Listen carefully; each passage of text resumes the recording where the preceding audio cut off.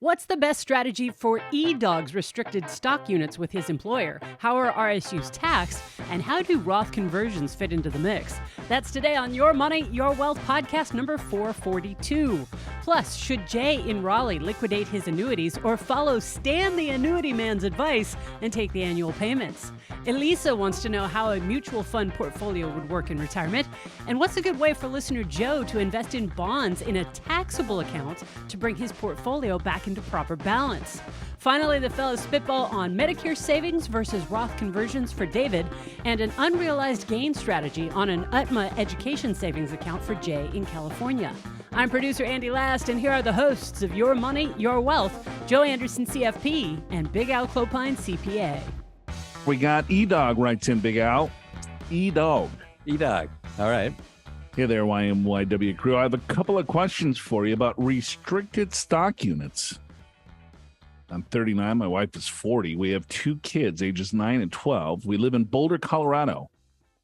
We have roughly $1 million in retirement savings, $50,000 in a 401k, $750,000 in a Roth IRA, $180,000 in Roths. We have roughly, $270,000 in non-retirement savings, $100,000 in a 529 plan, $85,000 in an HSA, $85,000 split between taxable brokerage accounts and a savings account, as well as a fully paid house worth $900,000, total net worth about $2.1. I started a new job last year, where roughly half of my total compensation comes from RSU vesting. RSU is restricted stock units. Yeah. All right. Colorado. What's a big company up in Boulder? Colorado? Boulder. In Boulder. Well, I don't know of a big company, but there's some government organizations. I sort of forget what NASA, maybe not NASA, but something scientific. Well, government agencies don't offer RSUs. Okay. Can you get a restricted stock unit for the, the USA? I guess we are talking restricted stock units. You know what? So when I do a Google search, the biggest companies to work for in Boulder are Qualcomm, IBM, Google, Target, University of Colorado at Boulder, Amazon, Home Depot. Yes, I couldn't think of any Amazon. Yeah, any ones that are headquartered there. Yeah. But there you go. NASA. Sandy. There you go. NASA. I want to get some RSUs at NASA. E-Dog works for NASA. He's got some RSUs. Yeah. This is the first for me, and I'm trying to figure out how to think about it for a tax perspective in general strategy. Looking for some spitballing. All right. Okay. So restricted stock units. Let's talk about that real quickly. So a lot of large companies give their employees some additional benefits. Right. It's like equity. It pretty much is equity, except you don't get it all at once. So restricted stock units simply means that you have access to stock, but it's currently restricted, meaning that something needs to happen. And usually it's time. Vesting. Right? Vesting, right. So usually it's time. So usually it's over 3 years, 4 years, 5 years. But if it were 4 years, let's just say, then 25% of your grant would be vesting each year. Yeah, it depends on the company. Like Amazon, for instance, like the first year vesting, I believe, is 5%. And then it goes to 15, then 40, something like that. It can be all over the place. Yep. So, and I have seen, Joe, sometimes based upon merit and things that you do. So it can be different, but usually it's time vesting. Yeah. Depending, of course, on, I think, your role within the firm and how much money that you're getting and so on and so forth. So, So he's now receiving this benefit, has never received a restricted stock unit in the past. And he's like, okay, well, this is pretty cool. What do I do with it now? Sure. All right. So he's like, the initial grant was $300,000 with a 4-year vest. The RSU vest once a year in October. Then I can sell on the vest date. No sale restrictions post vest date. I receive additional grants each year of around $75,000. So he's got $300,000 vest over 4 years. So $75,000 is what he's going to receive each and every October. Right. So what happens is that $75,000 of XYZ stock, I don't know, maybe he works for Google, Microsoft. Right, one of those. Not NASA? Not NASA. Got it. No. So they're going to deposit $75,000 into an account. And I believe he says, I don't know, is it Fidelity or something? Vanguard? Maybe I should just read. So I'm generally bullish on my company. Stock is up over 110% since my initial RSU grant last year. And want to keep at least a portion of the company stock.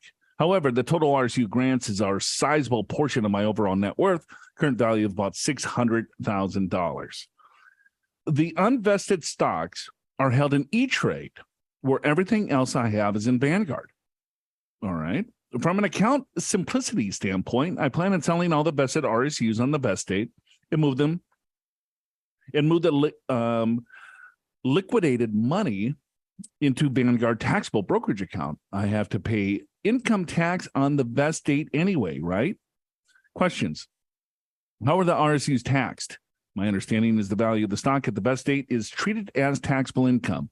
If the vested stocks are sold within 1 year of the vest date, the change in value from the date of vest would be treated as short-term capital gains. And if the stocks are sold greater than 1 year following the vest date, the change in value from date of vest would be treated as long-term capital gains. Correct so far? Yes, you are.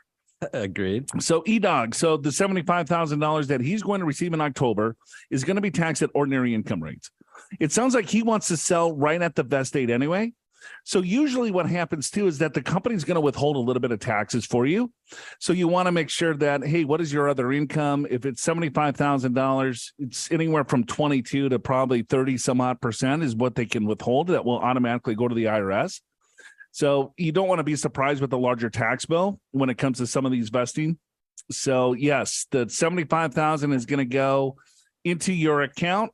And if you sell right away, it's going to be cash. And then you just take the cash and you transfer that into or take it out and deposit it into Vanguard. Yeah. And to follow up on that. So the way these work, once they're granted, there's no taxation. But once they vest, whatever they are worth on the vest date, right? That's what you have to pay tax on. So it can be higher or lower than what you were expecting. Right. And so what it's worth on the vesting date. So that basically is like compensation, right? It just gets added to your W-2 unless you don't, if you do same day sale, right? So then it's like compensation. But here's your other choice, right? Is you can elect to not sell it, right? And just hold it.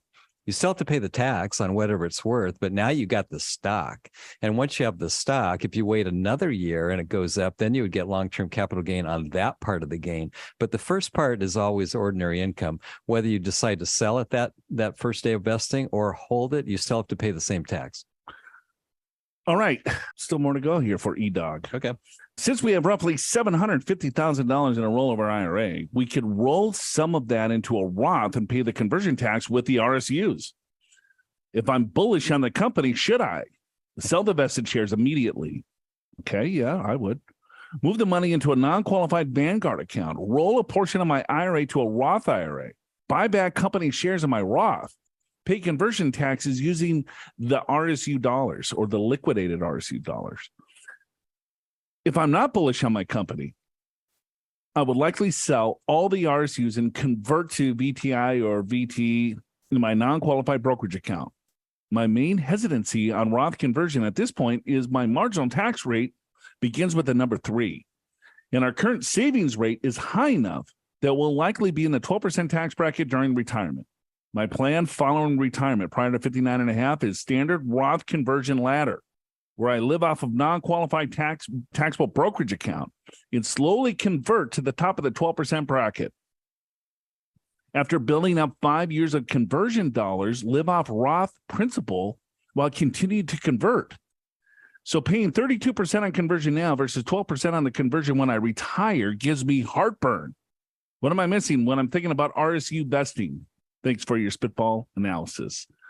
I've written in before, but here's a little background for you, just to paint the picture. Okay. I like to paint the picture. Yes. I want to see what E-Dog is really doing here. And it looks like we have a picture even. Yeah, we do have a picture of E-Dog. And he wants to write this out for me here. When I actually leave the house, mostly to go skiing in the winter or hiking, biking, camping in the summer. Big outdoors guy here. Yeah. I drive a 2021 Honda Pilot, usually filled to the brim with outdoor gear, in my golden doodle puppy, who I'm luckily doesn't puke on the way up to the windy canyons headed to the mountains. Little windy roads. Yeah. Don't want a dog puking. No, don't want that. Lovely wife drives a 2011 Honda CRV. Beverage of choice is my own home-brewed rye IPA.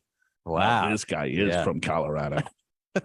Most definitely. He's got the little Honda Pilot filled to the brim with just all his outdoor toys with his rye beer that he makes. Yeah, a little Patagonia. What's that brand? Patagonia. Oh, there you go. Yeah. He's all he's decked to the brim in that stuff. Oh, big time. And his golden doodle. Yeah, the golden doodle. I tend to listen to the show while I'm walking my dog through the vast open spaces behind my house in Boulder, looking westward toward the majestic Flatirons. Wow. I can picture that because I've hiked. It's in the picture. Yeah. Well, you're right. It's in the picture also. But I see it. The dog's big. The Flatirons are super small. So they're in pretty far distance from this one. All right. There's a lot to. There's a ton. Yeah. Kind of so I guess we already started with RSUs, what they are and how they're taxed. So we're probably good there. Yep. If he's bullish on the company, does he take the RSUs? Does he convert and buy the stock in the Roth? I mean, sure. I mean, you want to have investments in your Roth that will probably give you the highest expected return. Yeah, but I might disagree. If you're bullish on the company, why do you sell the stock at all? Just keep it. Wouldn't you rather have it in a Roth? Well, yeah, if you can buy it that way, I guess. Well, why wouldn't you be able to buy it that way? Because I'm already taxed at ordinary income when it's on vesting, so I'm already paying the tax, right? So I keep it and I'm going to pay a long-term capital gain. I vest, I sell, pay no tax. I mean, no capital gains tax, so ordinary income. Then I just buy the shares in my Roth. All right. So you're saying, sell and then just go ahead and rebuy in the Roth. Yeah. Okay. You disagree with that? Well, I mean, I was just looking at I wasn't going as deep as you. Got it. If I'm bullish on the company, I don't sell the stock, right? Which is what I was saying. But you'd already taken another layer. Got it. I'm selling the stock and rebuying it. Yeah. I mean, I was just looking at that. If I'm bullish on the company, I should sell the vested shares immediately. No, that's the opposite of what you do. Got it. But what you're saying is it's okay to sell because you're going to rebuy them at a Roth. Right. Okay. So you're like 5 steps ahead of me today. Yeah, I'm quick, Al. I'm quick. I don't trust his numbers, to be honest with you, because he's doing some, he's got to be an engineer. He's got his spreadsheet out, right? And you're thinking, all right, well, with my savings rate, I'm saving a ton of money and I'm going to live off of my non-qualified accounts. I'm going to do conversions to the top of the 12% tax bracket. Right. And then from there, I'm going to live off of the principal of my Roth and still do conversions. Right. You don't want to do that. Agreed. I mean, what's the point? So you want to probably rethink some of the strategy here. He's smarter than most when it comes to this stuff. He's probably thought it through. He wrote in before, so we probably gave him that advice. It's possible. And also, let's see, he's young. He's only 39, so he's got a lot of years to do this. And I think just a general comment, if you can pay your taxes on Roth conversions in a 12% bracket versus a 32, yeah, I'm all over that. It's just that it's hard to know when you're 39 exactly how this is going to roll out. So that's why we might suggest you do some conversions now just to make sure you get some in there. We're assuming Roth conversions will be available forever, but we don't know that. Yeah. If he's in a 30% tax bracket today, that's probably a little steep. It's a little steep, but you could, to the extent he's got his 401k, you might do the Roth option there, which is basically same, right? So you could do some conversion. But yeah, the concept is correct, which is you always want to try to do your conversions when you're in a lower bracket. All right. You'll find a picture of E-Dog's golden doodle and the majestic Flatirons in the podcast show notes, along with the 6th annual YMYW podcast survey. You can help us make your money, your wealth, your top personal finance podcast simply by answering 17 questions about the show. And by doing so, you'll be in the running to win a $100 Amazon e-gift card. Click the link in the description of today's episode in your podcast app to go to the show notes, see that great dog picture, and access the survey and the secret password. U.S. residents only, no purchase necessary. Survey and giveaway close and winner chosen at 4 p.m. Pacific time on August 31st, 2023. Hey there, Al and Joe. It's Jay, originally from Brooklyn, New York, and living in Raleigh, North Carolina for the last 17 years. I'm 64, single, less than 3 months from receiving Medicare. I don't drink as much as I used to for no special reason. But when I do, it's either Corona with a lime or a little Grey Goose vodka on the rocks, also with a lime. Yeah, mix those two together. Oh, God. That sounds like something you would do. Yeah, I'll put some little Corona in my Grey Goose. I'm driving a little 2018 Jetta with 32,000 miles, which is my fifth leased and or purchased Jetta since 1985. Did you ever own a Jetta? Big fan of the Jetta there. Jay Jetta man. I actually did own a Jetta. I didn't. I've never owned a Volkswagen. Oh, okay. Back to Jay here. As a side note, in the mid 60s, that's when Al went to high school. 70s. Through 1973, my dad, his partner, had a kosher butcher shop in Brooklyn named Alex and Joe's. Oh, it's kind of like you and I, bud. It is. I stumbled upon your podcast a couple of months ago, and now I listen to 3 or 4 episodes 2 to 3 times a week. Oh, my gosh. Wow. That's amazing. Yeah. While That's I'm 2 days in a row that are listening just constantly. He's laying out on his pool at his condo. He's probably got a little Speedo on. He's got the earbuds in. And he's got a Goose and Corona. He's got a cooler. I can just picture Jay right now. He's in Brooklyn, New York. He's laughing his ass off. You know what? I can't imagine anything more fun. He's just sitting at the condo pool. Just right. Yeah, a little Corona on one hand. But sometimes other people would show up. I wonder, does he have to turn the volume down? Put a little headphones? Yeah, he's got headphones. As for myself, I'm semi-retired, working part-time at Target, collecting Social Security, and receiving a monthly pension. These 3 incomes satisfy my basic needs of roughly $3,500 a month. I really pride myself at the concept of living within your means. Yeah, you do. Good for you, Jay. All right. My net worth is a modest $500,000, not including the $180,000 equity I have in the condo, of which there's 12 years remaining, with $115,000 balance at a 2% interest rate.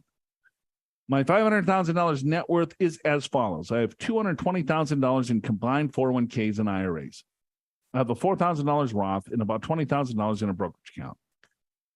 Now for the annuities. All right. I have a cash annuity with an account value or death benefit of $143,000, which will give me $12,400 annually once I turn on the payments. I also have a Roth annuity with an account value of $112,000 that will pay me $9,800 annually once I turn that on.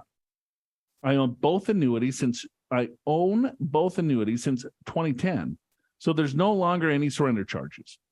Also, the lifetime payments of $12,400 and $9,800 will continue to grow daily at a guaranteed 6.9% annually until I start taking distributions. One nice perk or feature is I can take a one-time distribution from either annuity before taking annual payments, which will reduce the annual payments proportionately. But I really haven't had the need at this time for that. Okay. Some people complain about annuities, but for me, they serve their purpose. Yeah, he's loving it. Hey, man. Yeah. I don't care what people say. I'm just doing it. I'm going to sit by my pool, my Speedo, whether you like it or not. Man, they serve their purpose. I don't care. He goes, I don't care about the fees the salesman made on me, as long as I get what I signed up for. All right. Sure. I don't disagree with that. I like that. Here's my dilemma.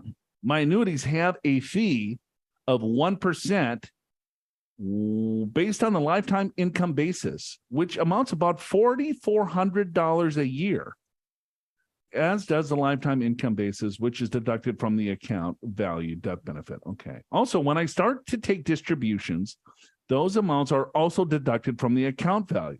Therefore, there's a definite probability the amount I'll be leaving to my beneficiaries can theoretically be reduced to 0 after 11 or 12 years, depending on the market, once I start taking payments. I was contemplating liquidating both annuities over a 2-year period for the cash annuity in order to accommodate the $43,000 of ordinary income. All right. And invest in myself. But it won't be easy to get the same returns. I made a call last year to Stan the annuity man. That's a great name. We should get some attention like I that. gotta get Stan the annuity man on here, man. What can we do with Joe and Al? We'll figure it Andy, get on it. We'll come up Okay, with some. I'm working on it. Oh, that is catchy. It is. And he said, I mean, even I want to meet him. Well, I mean, you guys are the Roth brothers. You do have that. Yeah, but that it's not doesn't rhyme. Stan the annuity. It just rolls right Yeah, up. we got to do better than that. And he said I should just take the annual payments because that's what I originally purchased the annuities for. My broker's advice is basically the same, saying don't let the fees bother you. Yeah, because that's how he got paid. Right. All right. Where's page 6? There you go. Okay. All right. But my thoughts since taking the annuities 13 years ago when the sky was falling have changed because I want to leave a nice legacy to my daughters. Now 24 and 26. What do y'all say? Okay. Yeah. We get all right. So he bought these annuities for income. So he bought them when the sky was falling. He's like, I don't want to lose any money. I want a guaranteed income. I want to have a nice safe retirement. I want to hang out by my pool. I want to listen to podcasts and I want to have my Corona and I want to have my limes and then I like it. maybe a little pop of Grey Goose every now and So again. let me, not everyone knows what an annuity even is. Why don't you start there? All right. So if you're buying an annuity, But that's all, folks. we're all done now. Those are poor Disney. It's an insurance product. And so what you're doing is you're guaranteeing yourself an income stream. And that's what he purchased it for. He wanted to have a nice retirement. And so it's like, all right, well, I want to have a guaranteed income. So he put a lump sum of dollars in this overall product. And then the product is saying, hey, we're going to guarantee you 7% per year on your money until you turn the income on. Yeah. And then from there, we're going to give you a guaranteed income stream, right? And then if the cash value of the annuity runs out, don't worry about it. We're still going to pay you whatever that dollar figure is. We promised it. Right. So if you think about it like this, so he put, let's just call it because I don't want to do the math. I'm going to make the math really simple. Sure. $100,000 into the product. Yeah. And he did it, 13 years ago. Sure. So $100,000, let's say 10 years later at 7%, the money doubles. So now he has $200,000. Okay. Got it. And so they're going to guarantee him a payment. Let's say that payment is going to be $10,000 per year. Yeah. Which sounds good. Yeah. It's like, wow, $10,000. That's rich. Right. And he's getting 12,000 on 150. And he's getting So you got a better deal. So $10,000 into two, right? So it's like, okay, well, I'm going to get a guaranteed income stream of $10,000 for the rest of my life. But then he's like, well, the 6% or the 7% rate of return is a really good return. Sure. But he's not getting anywhere near a 7% rate of return. Yeah, and that's what people don't know. So explain why that is. Because what they're doing is they're giving him his principal back. So 10,000 into 100 is 10 years. Right. So it's going to take me 10 years just to get my principal back. And then it's going to take me another 10 years to get the other $200,000 out. So it's going to take me 20 years to double my money. Yeah. Right. Or more. 30, because you get your money back first and then 20 more years. So in other words, the rate of return that you're expecting to get would take 30 years. And if you die before that, you lose. And so you really don't earn any interest on your money until the cash value is gone, until you get your principal fully back. Sure. If you die with cash value, then the beneficiaries get what the cash value is. But if I have longevity, I'm going to probably run out of the cash value, but I'm still going to get a guaranteed income. So you have to take a look at the total payments that you're going to receive and divide it into the principal payment or the principal that you put in over the many years that you had the product. Sure. It's going to probably end up to be 2 or 3%. I don't care about the fees either. The fees are regardless because you're going to get a guaranteed income. If you're happy with the guaranteed income for the rest of your life, even though you probably are going to deplete the overall cash value, as he said, in 10 years, because that's his principal back. So if you want to leave a legacy, then I would get onto the annuities. If you want a guaranteed income stream and making sure that you can live the life that you want to and not worry about investing the money and be satisfied with a 2 to 4% rate of return, then keep the money in the annuities and just annuitize the things. Right.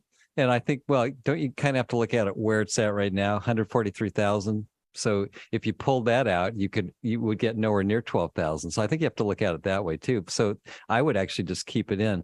But when you look at the overall rate of return, that he could have gotten not doing the annuities, he would have had a lot more than 143,000. I think that's the difference here. Well, he's got 143 in one and 112 in the other. So Sure. 143 and what is that? 143 and 112 is Call it 255. Yeah. Right. And so he's saying, all right, I'm going to get $20,000 on 255. Correct. So if he cashes those out, you're going to take 4% on 255 is going to be 10,000. Yeah. So income wise, you do better, but there's no legacy if you die prematurely. Correct. Well, that's not true. You get the cash value. Whatever cash value is left. Yeah, right. Because when he starts taking that $20,000 out, it's going to deplete the 20, so he's going to be on a cash value in probably, like he says, 12 years. Right. So if he lives longer than that, the cash value is going to be zero. Right. And the beneficiaries will get nothing from those accounts. But he's got other monies. He's got the condo. Right. Right. He probably has a boombox that he listens to your money, your wealth on. I suspect. Right. So. Yeah. So I think I would just keep it too. I think based upon what your goals were, I think that's right. I think that I agree with what you said, Joe. He's not getting 7% is the issue. Totally agree. But that's not the question. The question is, should I keep it or not? I would keep it. But for those that have not yet purchased an annuity, think about this very carefully, because a lot of the rate of return is you're getting your money back. I can't say it any more clearly than that. The rate of return is your own money, right? Yeah, you got to put return of principal in that overall return. Correct. So you're not comparing apples and apples when you're looking at other alternatives. If in terms of a percentage rate of return. We got Elisa. Hey guys, love the show. Long-time listener here. Can you share how a mutual fund portfolio would work in retirement? For example, I have 500, is that 500,000? Yeah, 500,000. All right, $500,000 and withdraw 5,000 in a year. 50,000. What? There's no comma. I know, it makes it harder. Like, let's see, it's 5 with how many zeros? 1. Yeah, 1, 2. Yeah, the commas do help us. I will say that. All right, $500,000 and withdraw 50,000 in a year.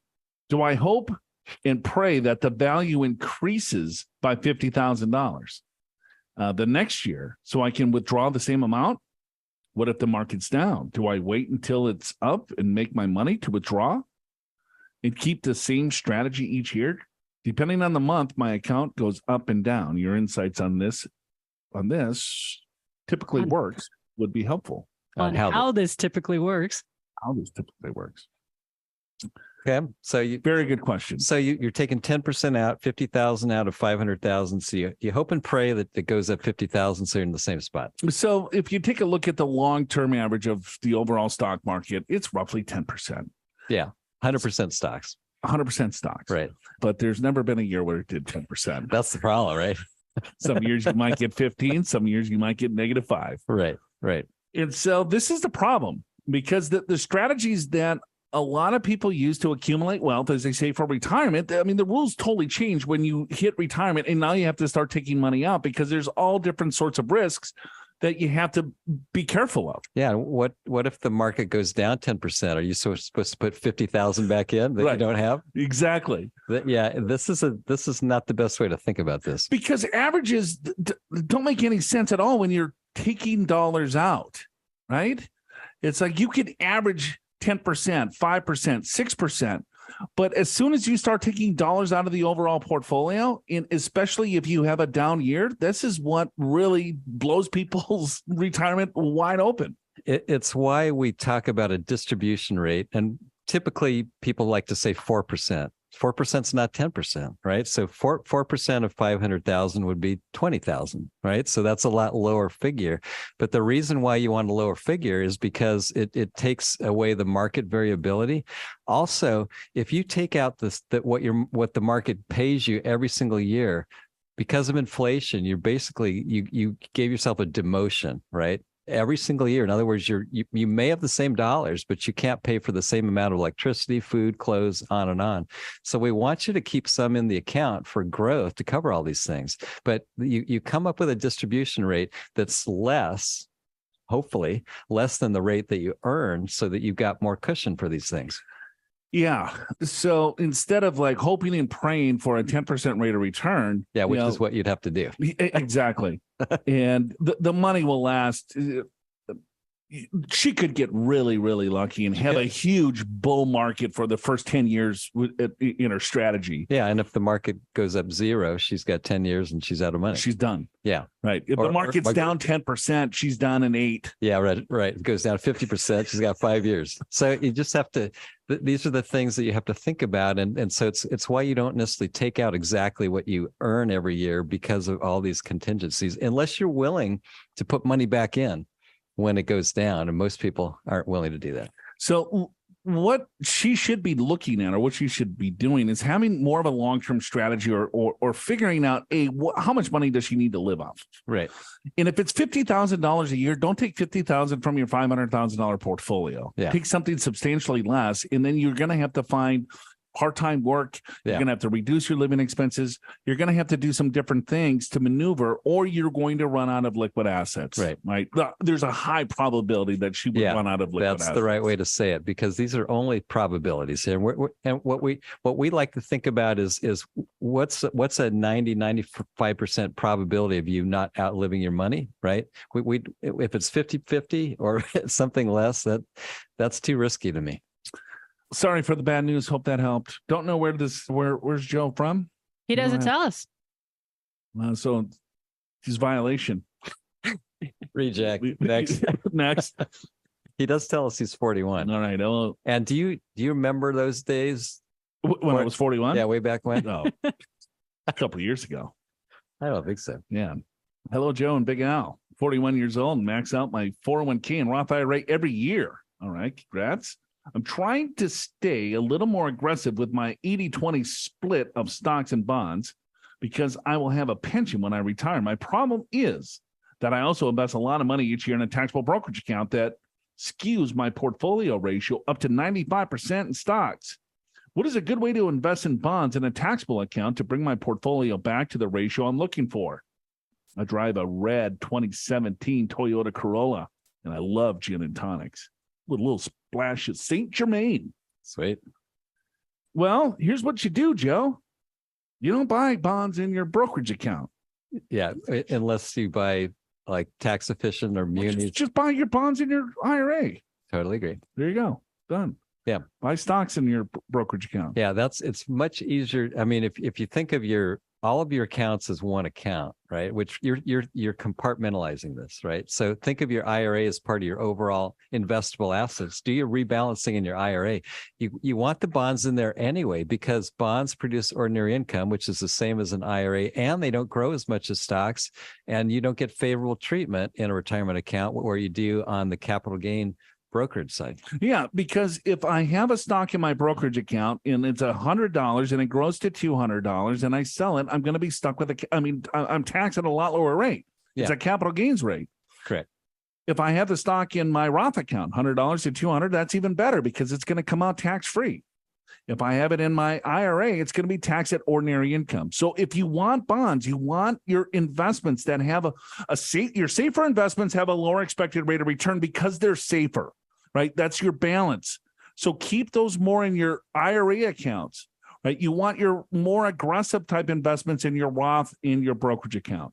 So if he's got this 80-20 split, he might be thinking, well, I want 80-20 in my Roth, 80-20 in my IRA, 80-20 in my brokerage account. But it sounds like he's 100% because it skews his portfolio to 95%. Well, buy your bonds in your IRA. Yeah, I think that's exactly right. And here's the next level. Here's how we think about it, which is start with your Roth IRA. Put your highest growth type investments in there, the highest expected return. No guarantees, but highest expected return. Most volatile, the most things that go. Yeah, things that go up over the long term, like small companies, like value companies, like emerging market funds. Those kinds of things tend to do better over the long term, but they're more volatile.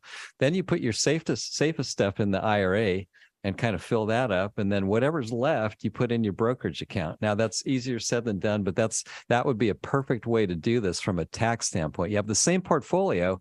It's just different pieces are in different locations. Learn more about why asset location matters. Download the free guide from the podcast show notes at yourmoneyyourwealth.com and find out how owning assets with higher expected returns in your Roth accounts, lower returning assets in your 401ks and IRAs, and not holding income-producing assets in your brokerage accounts, for example, can generate tax alpha, resulting in better returns on those investments. Just click the link in the description of today's episode in your favorite podcast app. You'll see the guide right there before the episode transcript, along with the Ask Joe and Al on Air banner. Click that, send in your money questions, or your request for a retirement spitball analysis. Dear Big Al, Joe, and Andy, I live in Logan, New Mexico. Logan. Never heard of it. Me neither. I've been to Albuquerque. Yeah. Land of the hot air balloons, isn't it? Yes, I wasn't there during that time, but I've seen pictures. Yep. Drive a cranky 19-year-old Hyundai Accent. And it's not dying, so he's got to keep driving it, maybe. It's cranky, though. I drink Busch beer, and I aspire one day to move up to Coors Light. That's great. Your kind of guy. Yeah. Yep. I'm single, 66 years old, live on $19,000 of Social Security. I'm a minimalist. Dip, dip, dip. That's all, folks. Marble Mouth is back. How are we all doing? Minimalist. Thank you, what sir. you're trying to say. All right. And usually spend around $12,000 a year. I have no pets. My state gives me around $3,500 in savings in Medicare if I keep my income under $19,800. I've been making Roth conversions of $30,000 a year and a $500,000 IRA, as recommended by Mr. Big Al. All right. All right. So you I've changed the course of David's life here. Gave him some recommendations, huh? Well, I thought we were spitballing. Yes. That's what he took it as. We don't give advice. We don't give recommendations on this show. My questions: should I take Medicare savings or continue with Roth conversions? I've always been in a low tax bracket, but my heirs will be paying 20% plus and will be taking contributions from an inherited IRA on their own retirement accounts. Half the money will go to younger folks who will have to distribute it in 10 years. Thanks. All right. So David, he's doing conversion. So sure. He's getting a subsidy of some sort from the good state of New Mexico, $3,500 a year. Which is pretty good based upon 20,000 of income. Yep.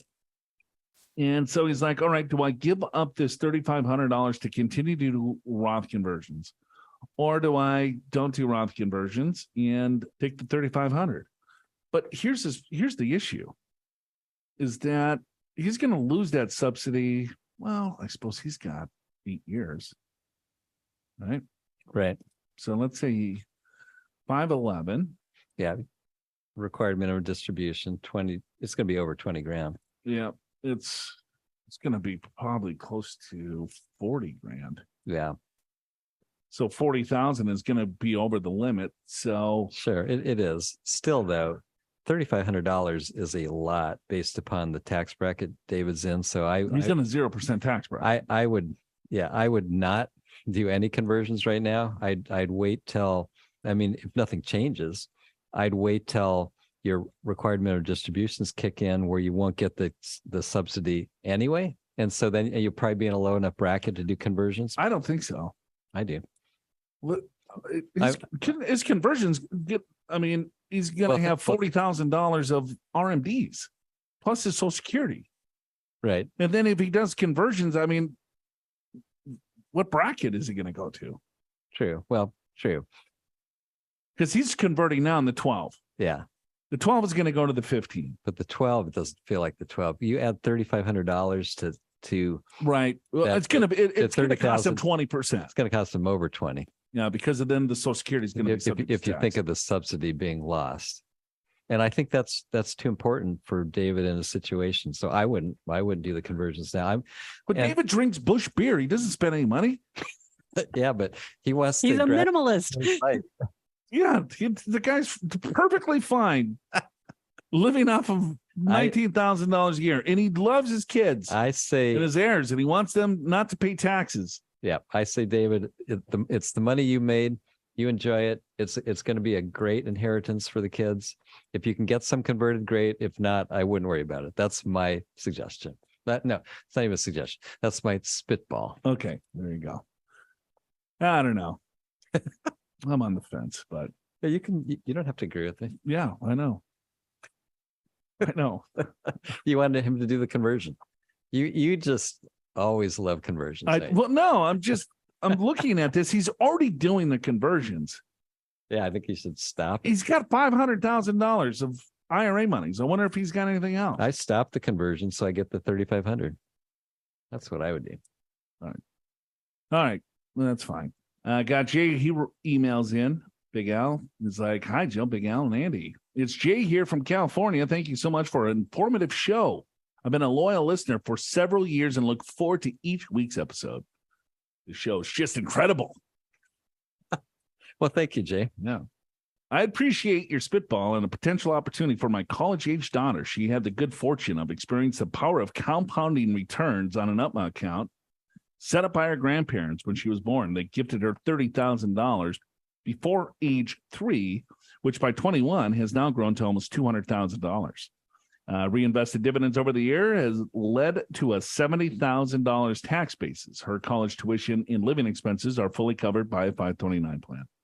We'd like to explore recognizing some or all of the unrealized gains, 0% capital gains tax rate in a narrow window between graduation and a few years in when she is fully gainfully employed. We hope to escape the kiddie tax. If I understand the rules correctly, she can enjoy the 0% capital gains rate as long as her earned income the year she stops being a student plus the realized capital gains are below $58,000. We'd sell enough to hit that limit each year. Few questions. What do you think of this idea? Number 2, if she goes $1 over that taxable income limit, does that mean the entire capital gain that year's tax at 15% or just the part that goes over?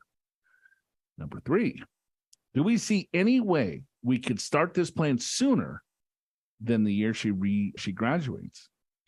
I drive a 6-year-old station wagon.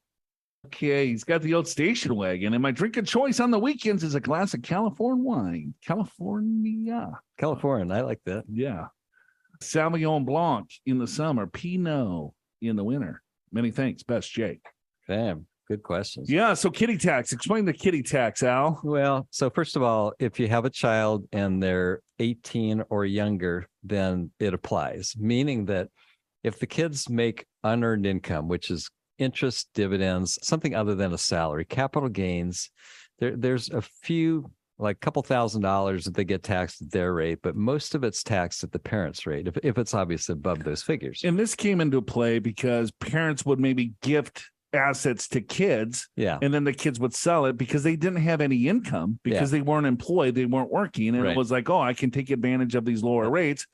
And it's like, okay, well, wait a minute. There's got to be some rules in place. So let's put in the kiddie tax. So if there's unearned income that is such as the UTMA account, right? Correct. There's a capital gains here. That's right. Is that, well, there's other rules that apply. And he's trying to avoid this kiddie tax, but he wants to take advantage of the 0% capital gains rate. Yeah, which is great. Now, I was just going to say one more thing. So the kiddie tax then also applies when the kid is over 18 if they're a full-time student, which can be all the way up to age 24 per the IRS rules.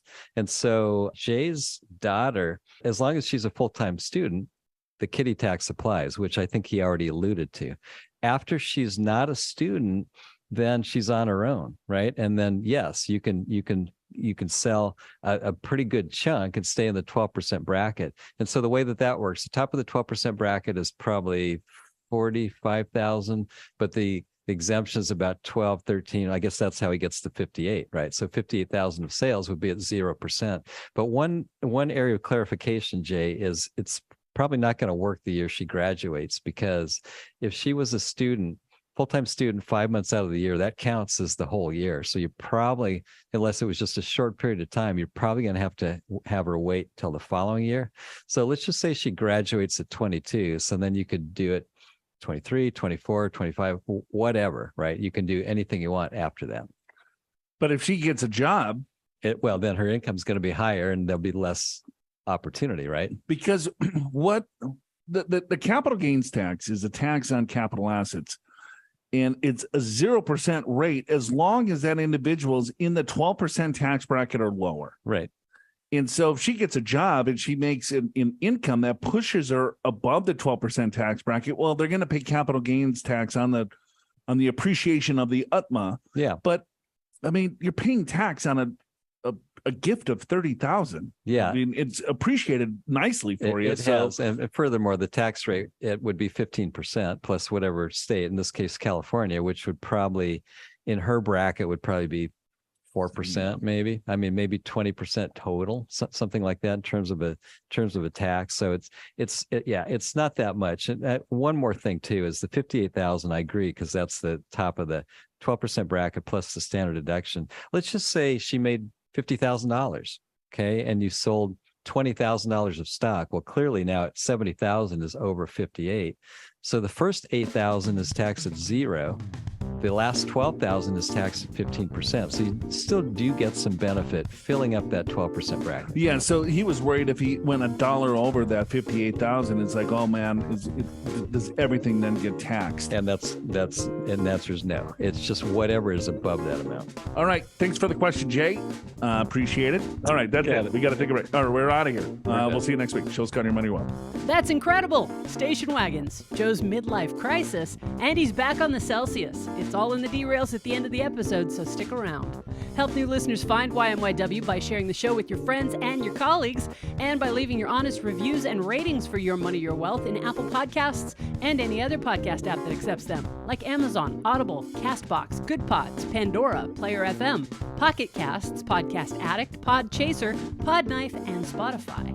Your Money, Your Wealth is presented by Pure Financial Advisors. Click the Get an Assessment button in the podcast show notes at yourmoneyyourwealth.com or call us at 888-994-6257 and schedule a free financial assessment in person at one of our 7 offices around the country or online at a date and time convenient for you, no matter where you are.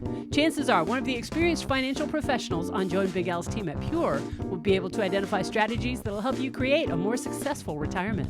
Pure Financial Advisors is a registered investment advisor. This show does not intend to provide personalized investment advice through this broadcast and does not represent that the securities or services discussed are suitable for any investor.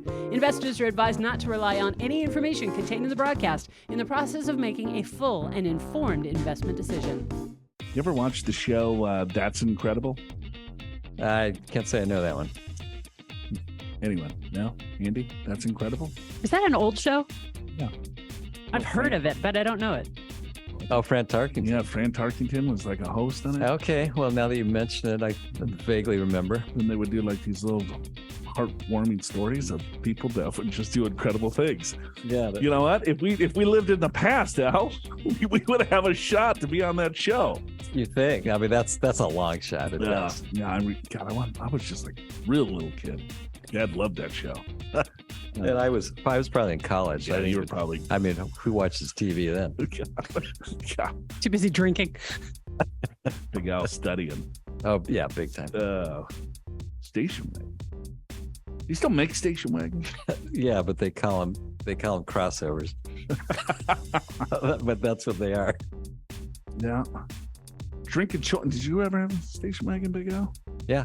No, you kind of look like a station wagon kind of guy. I grew up with one, and then Annie had a little Toyota Corolla wagon when the kids were little. Yeah. I never had one myself. I guaranteed you. You're Clark Griswold. I drove one though on the family vacation. Does that qualify? Yeah, exactly. I also owned a Volkswagen Rabbit. That was my first car out of college. Isn't that convertible? No. No. Isn't that the Can't Buy Me Love car? No. You've probably never seen that movie. You should watch this movie. You're thinking of the Volkswagen Bug, aren't you? No.